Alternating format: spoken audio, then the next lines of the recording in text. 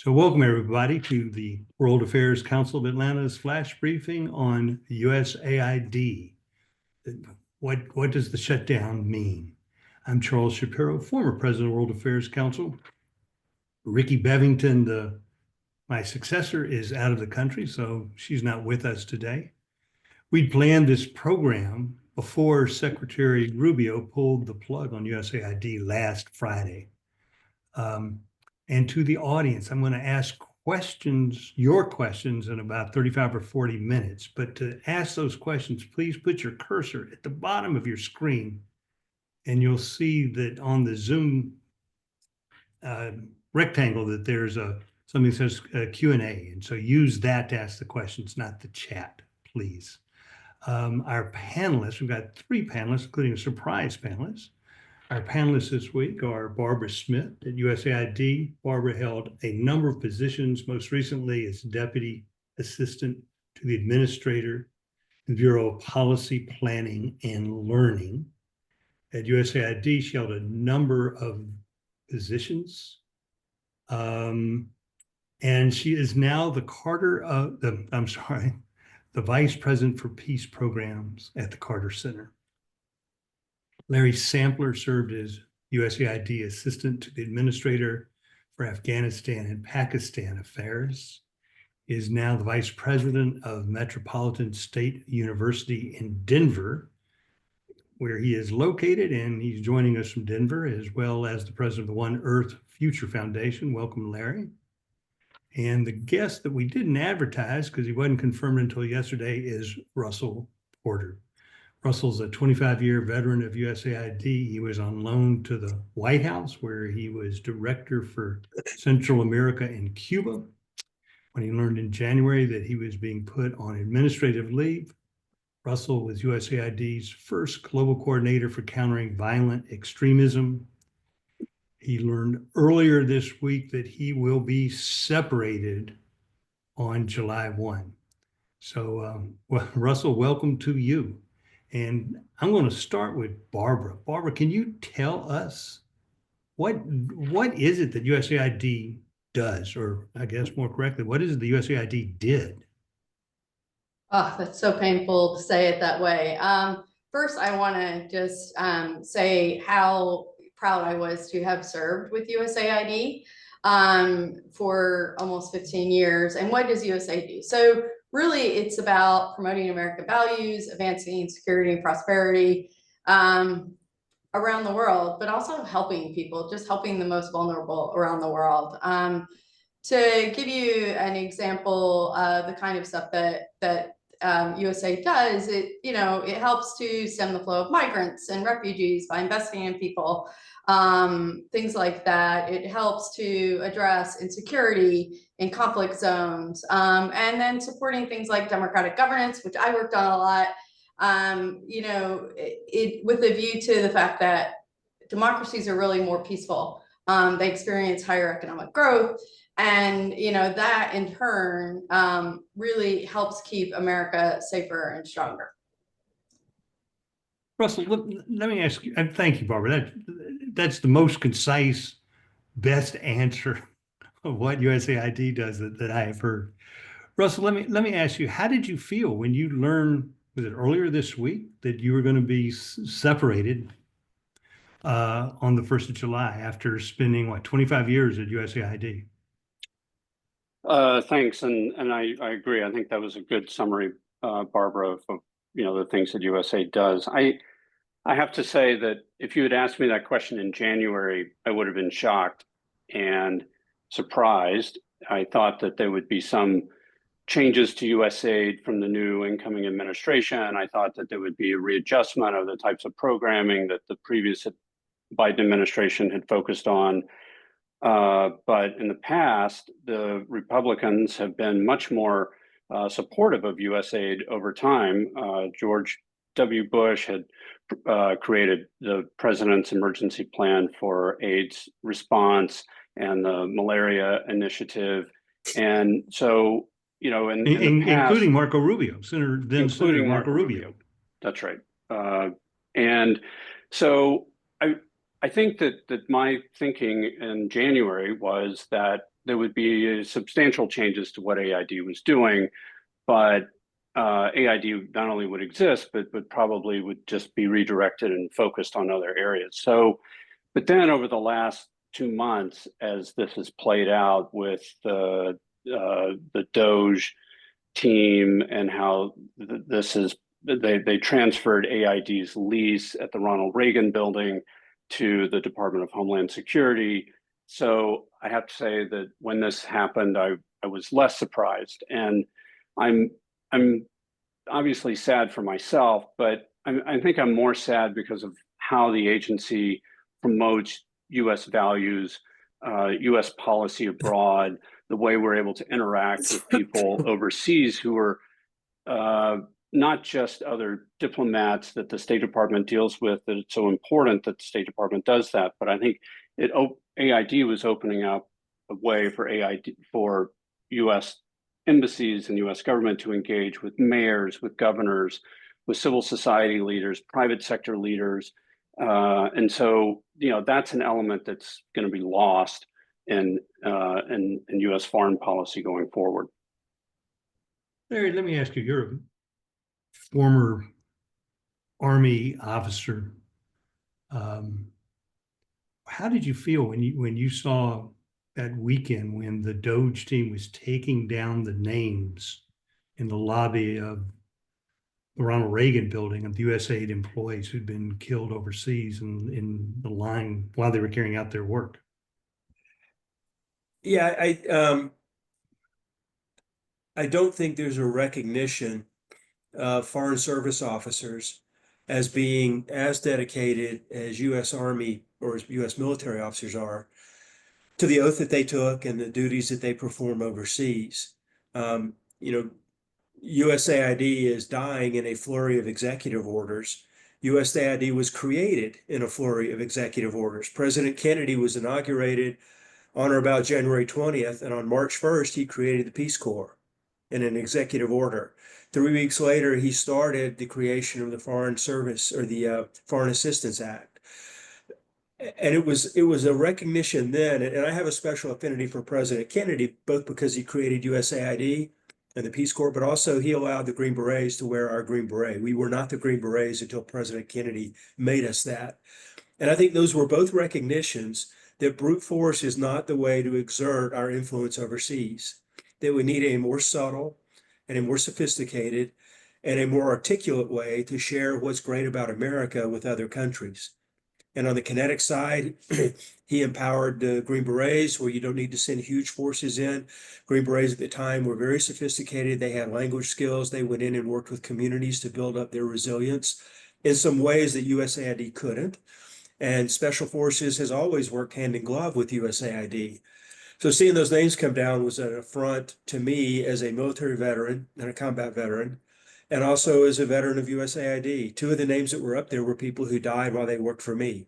When I was the assistant administrator, they died in Afghanistan, and I attended their ramp ceremonies at Dover Air Force Base. To Russell's point, I think we all know every time the administration changes, U.S. international policy will change. But now we've just abdicated. There's no change in the U.S. policy. We've just decided we're not going to have one. And that hurts. I think a lot of people have put a lot of blood, sweat, and tears and treasure into finding ways to express what's great about America abroad, and to say, yeah, we're just not going to do that anymore. And then to be as callous, and I would even say outright cruel as they were in the way that they executed this. I mean, staff overseas have husbands and wives and children and pets. They're serving in some of the hardest posts anywhere in the world. And to get a note that originally said you have 2 weeks to get on a plane, after that you're on your own. That was literally what the first notice to USAID staff overseas. That was just cruel. It wasn't legal. Those of us with a little more seniority knew that they couldn't do that. But there are people that are going to come back from these overseas posts horribly scarred emotionally from what they've been put through, and it was completely unnecessary. Let me ask each of you, if you could just real briefly, and Barbara, I'll start with you. What is your USAID assignment that you're most proud of?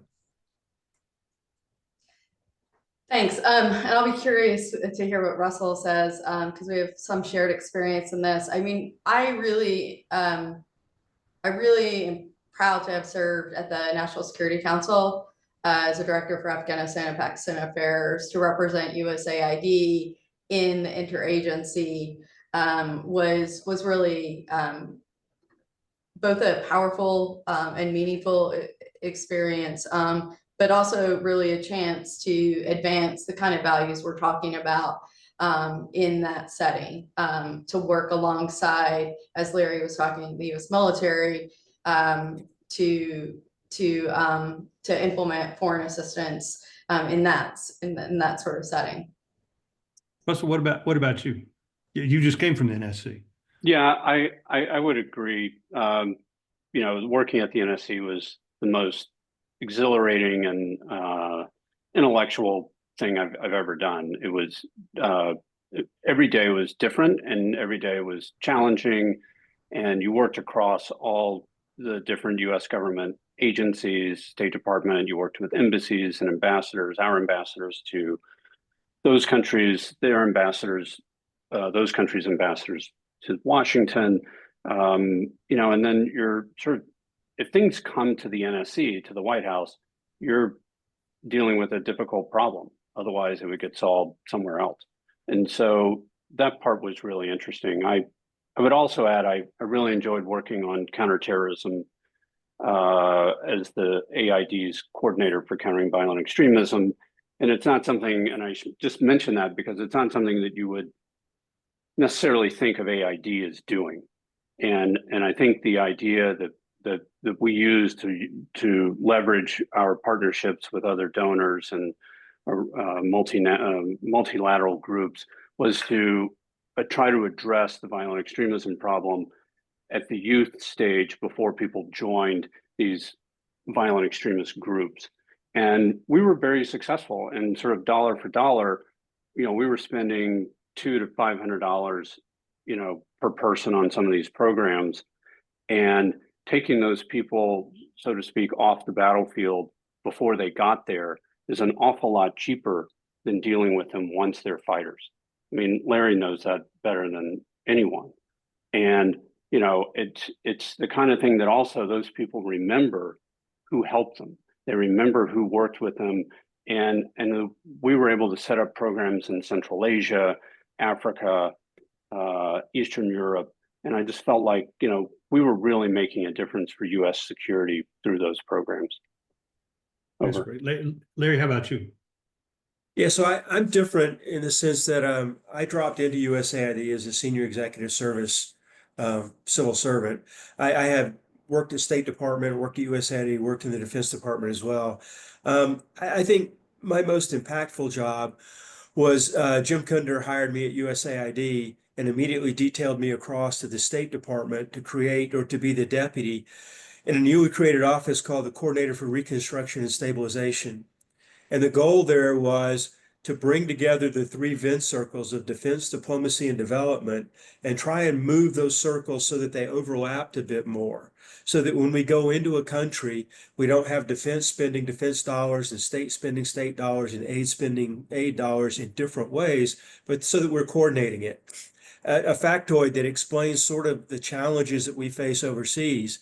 If you had gone into Afghanistan during any of our 20 years there and spoken to a young Foreign Service officer from the State Department or USAID and a young Army captain on the ground working in one of these provincial reconstruction teams, and you asked them, where is the first point where your chain of command come together? It's at the president. There is literally no common chain of command in the field to help organize the work that we're doing collaboratively. People collaborate, but they don't have a common chain of command until it gets to the president. And that was a challenge. SCRS did a lot of really good work. It didn't survive the bureaucratic fights in Congress and in the State Department. My most high-profile, significant job was running the Office of Afghanistan and Pakistan Affairs. And at the high point, my budget there was $6 billion. Within USAID. Within USAID. And that was a remarkable job. I mean, I had an incredible team in Washington. We had staff in the field in both Afghanistan and Pakistan who were doing incredible work. Everything from the fine offices like Russell occupied in Washington, D.C., all the way down to people living in tents out in the field in Afghanistan. And so to work with and travel to be with those staff was very gratifying for me. Well, that's a great segue. Let me ask, I'm not sure who should answer this, but I want one of you to, and that is, what is soft power? I mean, we talk about it when we're in university and political science class. What is soft power?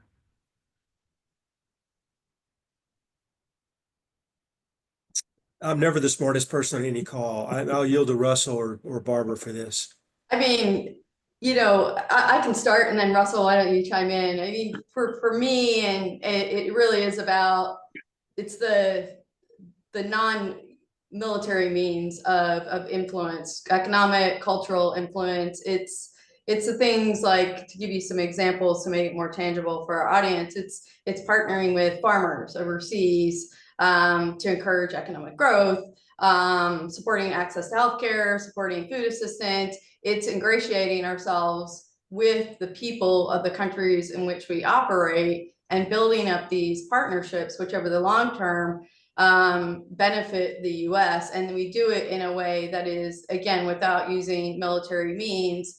It can be things like, countering violent extremism, the stuff that Russell talked about. But again, it's non-kinetic or it really is using these other means like USAID, like State Department, very much a cost-effective way to make America stronger and safer and more prosperous. I'm going to have a footnote here. Larry, what does it mean when you say kinetic? That means the use of force, usually weapons, explosives. And I'm going to violate one of the first tenets of marital harmony and contradict my wife in front of an audience. Soft power isn't dependent on the tool that you're using. The military is perfectly capable of executing soft power. One of the greatest champions and best understanders of soft power is General Mattis. General Mattis would say frequently, we're here to help. We're going to help you build schools, hospitals, roads, bridges. But if you cross us, we'll kill everyone. Actually, what he says is, if you cross us for 10,000 years, then we'll sing songs of your death. Soft power has to have the threat of hard power behind it, but soft power is the ability to achieve things without having to resort to that. The walk softly and carry a big stick might be the best succinct summary of soft power that I know of. And Barbara, forgive me. No, I mean, I completely agree with you. What I would add, though, is that, what we also hear from our military partners is that it's at least when USAID is implementing these programs, it's a lot more cost effective to use soft power. I agree. Okay, I don't know, Russell, sorry. No, I hate to get in the midst of that dispute. But I think what Barbara said is right, and I think that also it gives, as I was saying before, it gives us a way to have influence and to build relationships with people overseas in a way that normal diplomatic means doesn't often sort of create that opportunity. Is it just U.S. government activities that constitute soft power? No, I mean, I think you have NGOs, you have private sector, you have international NGOs and local NGOs, you have multilateral partners. But I think from our own sort of foreign policy perspective, it's, there are a lot of ways to attract things, and sometimes honey is a good way to do it. By training people, building a school, refurbishing a community center, involving the local community in the process of doing that, they're going to remember who did that. And and sometimes it can counter some of sort of the more, either kinetic or even just difficult things that the U.S. government asks countries to do. Okay, tariffs today would be one of them, but how can we help, soften that blow? Well, without AID, there's no, and I'm not sure there is a way to soften the tariff issue, but if there were, AID, we can work with local entrepreneurs on that kind of thing. Now we don't or can't. Yeah, an example I'm gonna cut you off because I want to go on a little bit. So Secretary Rubio said last Friday that, quote, USAID strayed from its original mission long ago. As a result, the gains were too few and the costs were too high. How do y'all respond to that? Larry, what do you say to that?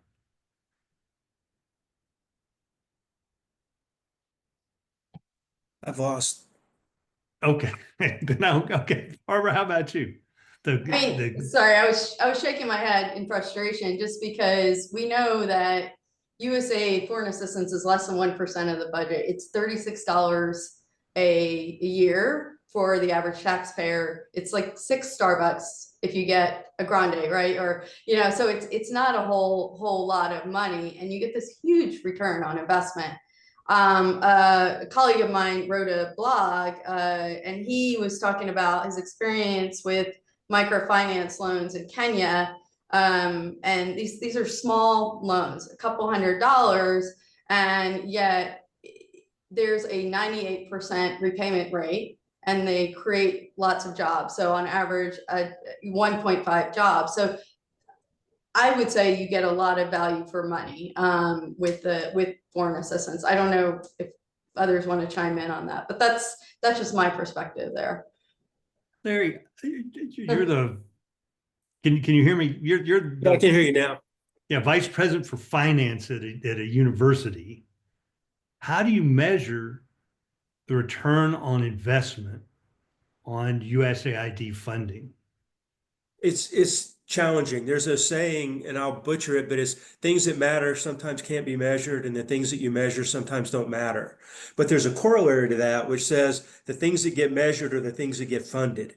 If Congress can see a concrete, very clear return on the investment, it's easier for Congress to fund it because they can justify it to their naysayers. So an example is in health programs. We provided 500,000 vaccinations for this disease. Occurrence of this disease dropped in the target area by X%. Very crisp, very clean, very easy to do. A harder one is the area where Barbara and others, obviously, Russell and I have worked as well, is in democracy and governance. We put this amount of money into civic education. It might not show a return on investment for 10 years. Or the work that Russell's doing with countering violent extremism, educating young men and women may not produce the result you want until they become military age and choose not to pick up a weapon, but choose instead to continue their education. So there are parts of USAID's job that are very easy to monitor and evaluate, and there are parts that are nearly impossible. And that's the reason there's an entire field of study called monitoring and evaluation, where we train experts on very sophisticated tools to try and do this evaluation. But the very sophistication of that evaluation becomes a liability when you present it to knuckleheads who don't want to support the program anyway. And they say, oh, well, you're just trying to baffle us with statistics. We don't do things that we can't show, or we didn't do things that we couldn't show had the impact we wanted it to have. But sometimes showing that was more difficult. And sometimes the life expectancy or the greenfield period from when you plant the seed to when you harvest, the greenfield period for USAID projects can sometimes be decades. And when Congress flips every 2 years, that's really tough to justify. Russ, let me ask you this one. It's U.S. Senator Eric Schmidt, senator from Missouri, and Barbara's giggling because she knows. I assume you've dealt with Senator Schmidt. Now, he posted on Twitter that through USAID, billions of US tax dollars were funneled to radical NGOs, media outlets, civil society groups, and foreign bureaucracies that actively worked against American interests and conservative values worldwide. Russell, is he right? What is he talking about? Well, he hasn't been specific, so I don't know which NGOs he's referring to, so I can't, answer him specifically. But I would say that overall, the United States for 200 years has stood for democratic governance and rule of law, a rules-based system in the world, and all the things that we have supported around the world fit within that category, whether it was in Colombia, whether it was in Central America, parts of Africa, and you know, and so I feel like we have promoted all of those things along with free market through all of our programs worldwide. And everything we have done has been notified to Congress. And I think that's worth sort of every dollar we spend. So first we ask for the money. Any administration requests money from Congress. Congress reviews it, they appropriate it, comes to the government. We then go back to the Congress on what's called congressional notifications. And every dollar we spend is notified in detail to Congress. And so for Central America, when I was working at AID, I did 120 hours of briefings to Congress on all of the programs that we were doing in Central America, going through line by line, all the budget items. So they knew exactly what we were doing. And can they object? They can object, and they can put a hold on those CNs and you know, ask questions and want more information. We had the same issue on Afghanistan and Pakistan. I did that for 4 years, every year going up there to brief on all of our programs. And so, you know, Congress has known, they always know what we're doing. And so we're very transparent. We almost always brief with State Department officials. Every time we went up to brief on Central America, State Department people came with us. On Afghanistan, most every time State Department people joined us for those briefings. So Congress knows, the State Department was well aware of everything we were doing. They clear on the notifications that go to the Hill. I think it's also worth noting that when the White House issued its fact sheet a couple months ago, talking about the programs that they didn't like that AID was doing, you know, that the Washington Post fact checker, you know, gave it like 4 Pinocchios, because most of those programs, almost all of them, were State Department programs and not AID programs. And so when they talk about what we've done to lose our way, whatever that means, you know, the lack of specifics, I think, and it's a little bit disingenuous when Congress has been so thoroughly briefed on the work that we've been doing. Sorry if that was too long. It was actually an excellent answer. Did you ever brief Senator Schmidt? I never briefed Senator Schmidt, but he never asked for a briefing. How about you? No. Barbara, you're one of the 2 vice presidents at the Carter Center. Has all of this impacted the Carter Center? I mean, cutting back on USAID and USAID funding, has that impacted y'all, and how are you dealing with that? Yeah, thanks. Great question. You know, we are very heavily diversified in our funding base, so we're only actually 10% USG funded. That being said, I mean, the entire community has felt the impact of this. Even in places where we're funded by another organization, the nonprofits that we work with might be heavily supported by the US government and unable to continue operating. So it really has had an outsized impact around the world, whether you're funded directly by USAID or not.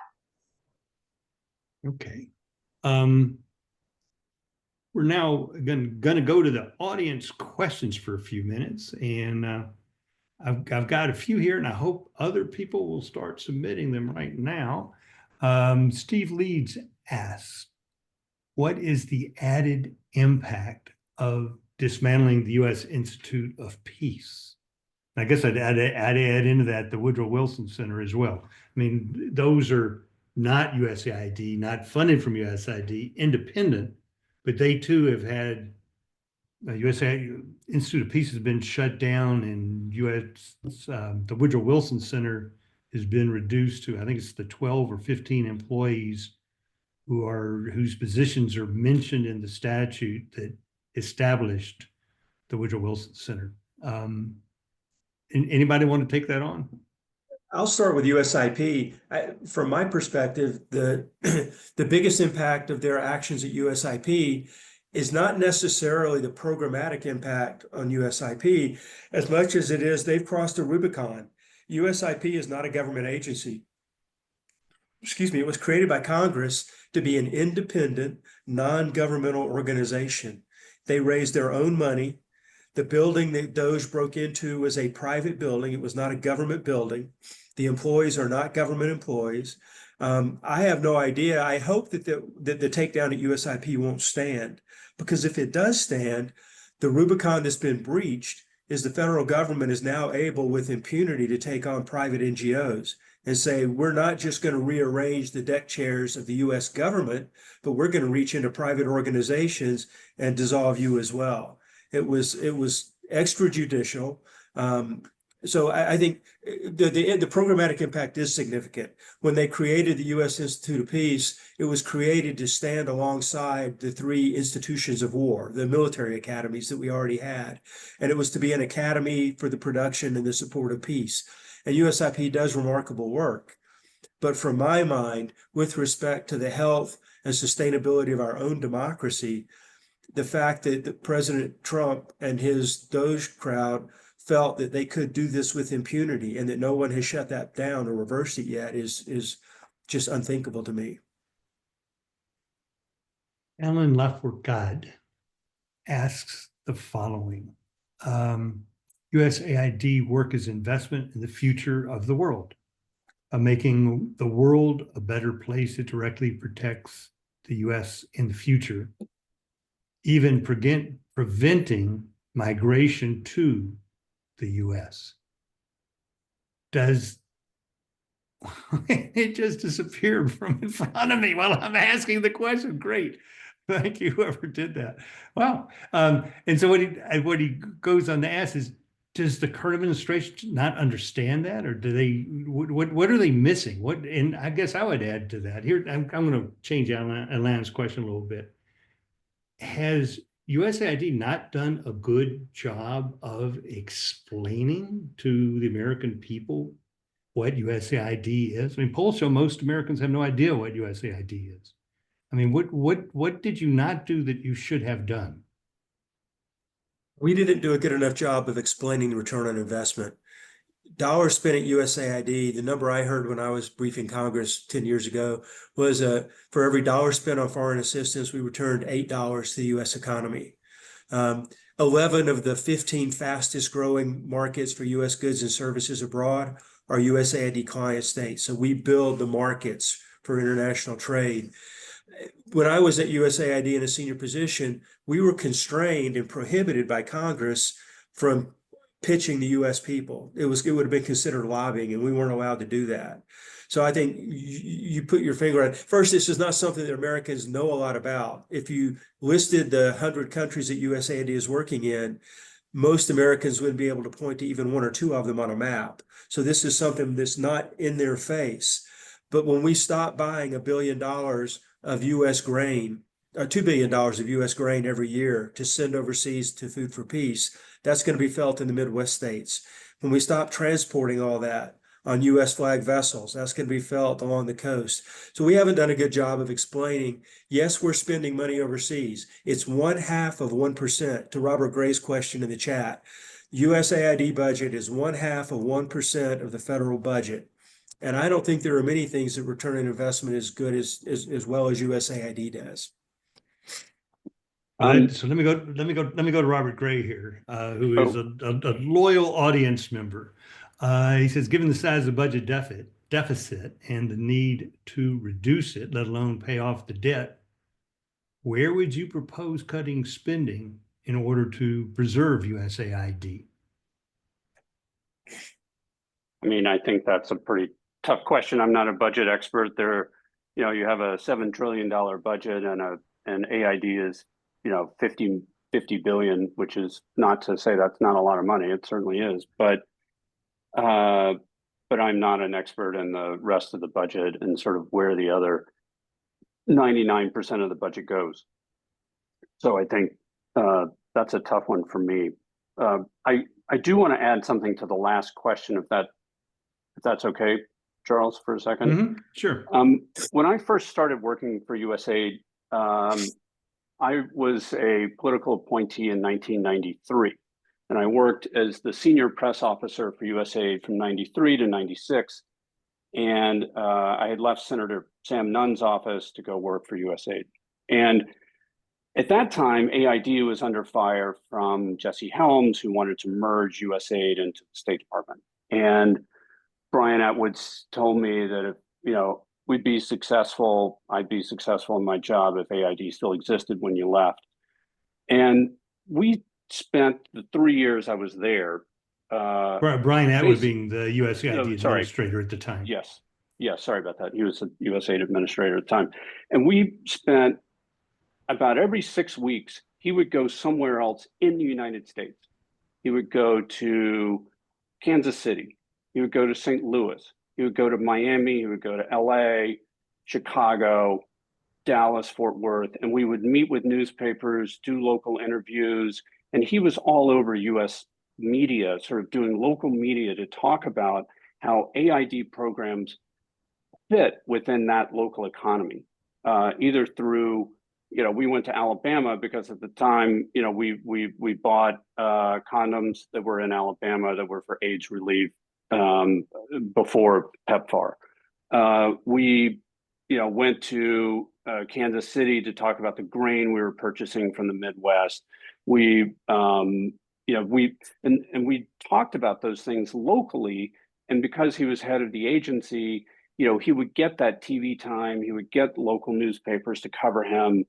And I feel like we should have continued doing more of that. So, I mean, I'm being a little critical of my agency over the last several years, but it's a bipartisan thing. Is that the heads of these agencies are focused on the foreign policy impact that they want to have and that the agency is having. But I think sort of bringing that back home, given the, how people feel about foreign aid, I think could have been useful. But anyway, I just share that. Okay, well, so Robert Gray comes back and asks the following question. He says, using the point that y'all just made, that USAID prevents immigration to the U.S., if we're having record levels of immigration, mostly illegal over the past 8 years, USAID obviously is failing. I disagree. Go ahead. Yeah, Russell, this is your area. Go ahead. Yeah, so you did have a ramp up in migration when the Trump administration cut off foreign assistance to Central America, and then it fell down during COVID because people weren't coming to the U.S. during COVID, and then it went back up under Biden. And I think what you will see if you look at the statistics is that the Central American migration went down, and it went down substantially over the course of the Biden administration. What went up was non-Central American migration. So you had a lot more migrants coming in from Venezuela. You had different countries such as Nicaragua and El Salvador that purposely promoted out of hemisphere migration into Central America of non-Central Americans, so people from India, China, elsewhere, and helped to promote those people coming to the border. And so the mix of migrants shifted a lot within the over the last 4 years during the Biden administration. You also had policies that sort of allowed, and I think you've heard Biden talk quite a bit about the importance of people coming to the border and being able to ask for asylum. And asylum has always been sort of an issue which the previous administration wanted to change. But I think if you look at the programming we had, you had a 30% decline in interest in migration in Guatemala. You had a 30%, 32% decline in people interested in migrating from Honduras. And you had a 12% decline in people looking to immigrate from El Salvador to the United States over the course of the Biden administration through the root causes strategy for migration. Sorry, Larry. No, that's exactly right. This is where the complicated answers come in. The One of the Future Foundation was trying to eliminate piracy off the Gulf of Somalia, one of the projects that we were working on. And we were doing it by creating micro credit enterprises that would allow young men primarily to find ways to make money without having to become pirates. And interviewing some of the pirates that were in prison in Somalia, they would say, well, the only way you can get married is to have enough money to afford the bride price. And the best way to make that much money in a poor country like Somalia is to go be a pirate. So we said, well, what if we gave you other ways to make money? And these programs that the One of the Future Foundation created were very successful. They created entire value chains and pulled hundreds, if not thousands, of young men out of the pipeline of becoming pirates. We called it a diversion program, and it worked. The difference in what OEF can do and USAID can do is One of the Future has the ability to execute tactical patience. We can take 10 years for a program to show results. In the US government, Congress wants to see results every year, and they definitely want to see results every 2 years when they come up for re-election. So the inability of programming within the US government to execute as rapidly and to show results as rapidly as Congress would want is one of the biggest challenges that we faced since I've been associated with development. We cannot operate on the political timeline that elected officials in the US government need. Programs like reducing cross-border incursions or reducing piracy, those programs take a decade. And if we could get that kind of patience, I think we'd be much more successful.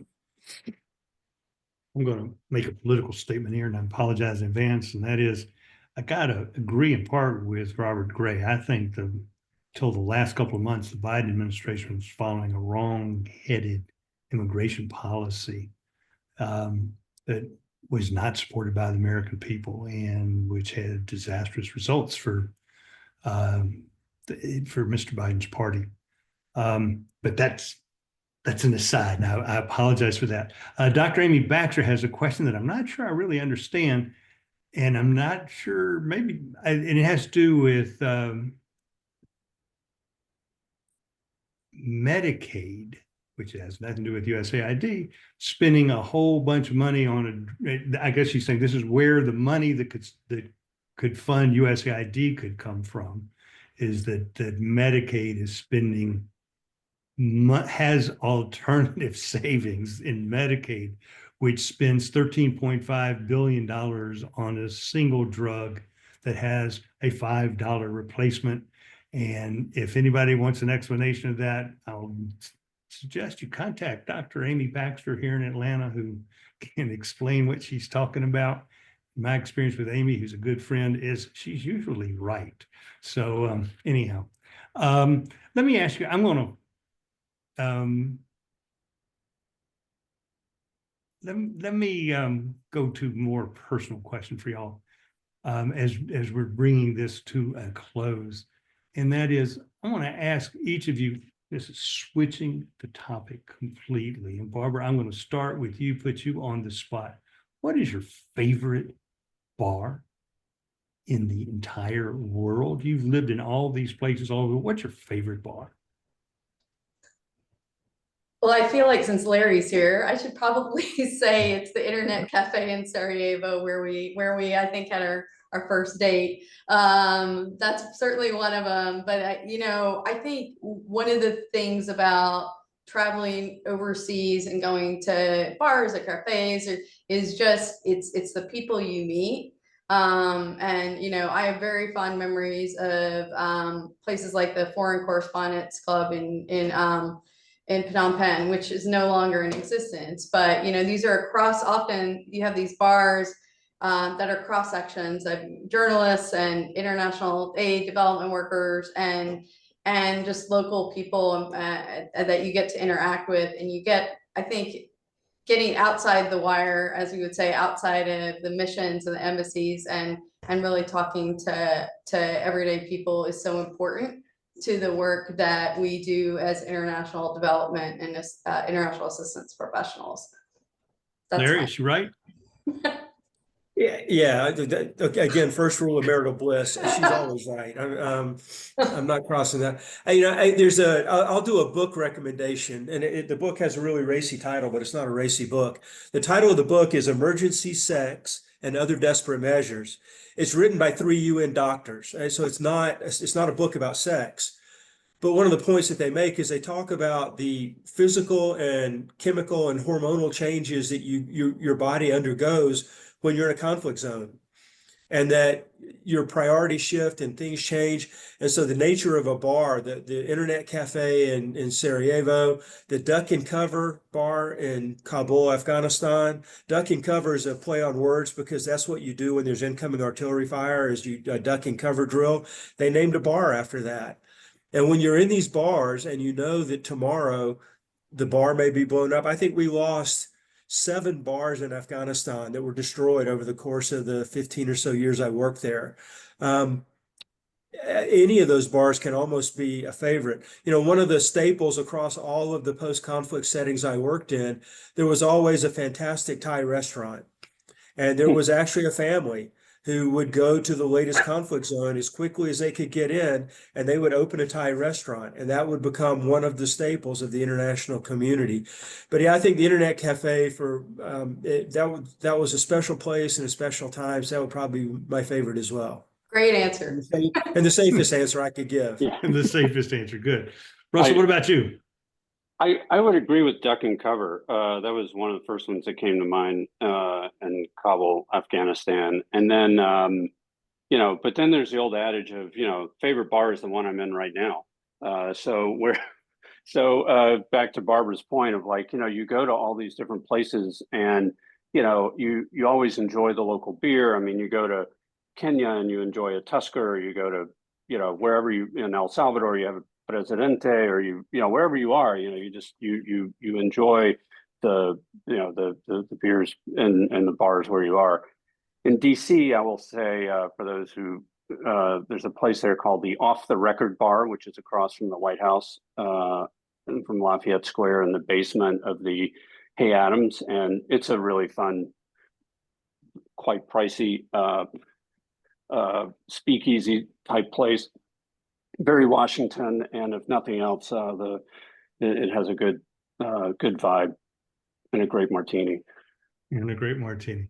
Well, I good. hated Thank to you. see the Hawk and Dove die. The Hawk and Dove was a bar right down the hill, right down the street from the Capitol building, and it was called the Hawk and Dove because members from both parties would fight like cats and dogs over policy, and then they would go to the Hawk and Dove and drink like colleagues. And I think the weaponization of rhetoric, kind of in the Newt Gingrich period, when we said you're either on our side or their side, created an environment where that bar closed largely because of the demise of political gentility in Washington.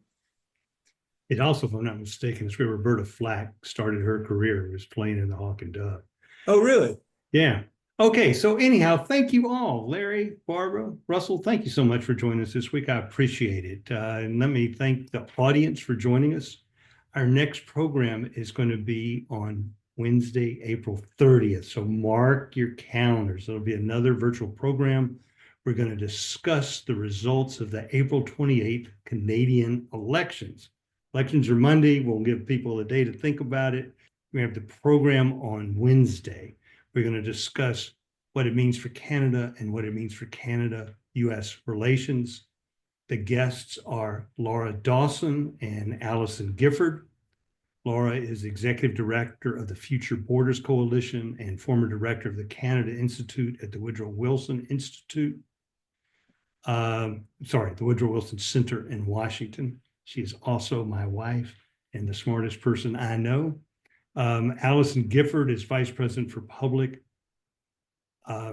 Policy and Public Affairs at Clear Strategy, a Canadian consultancy that provides advice to private sector clients in Canada and the United States. Both Laura and Allison are proud Canadians. The World Affairs Council's next in-person program here in Atlanta is a week from today with Dr. Arif Alvi, who was president of Pakistan from 2018 to 2024. So, Barbara, I'm going to expect you to come to that. If you're not in Atlanta, join the World Affairs Council in the city where you're located. We've got people on this call from around the U.S. If you are in Atlanta, you can support the World Affairs Council programs by joining. It is a terrific organization. Finally, thanks to the producer of today's program, Dan Agboga, and to Gagu Ojo from the council staff, who helped me put together a whole bunch of stuff getting ready for this. I will see all of you on April 30th at noon Eastern time. Thank you so much.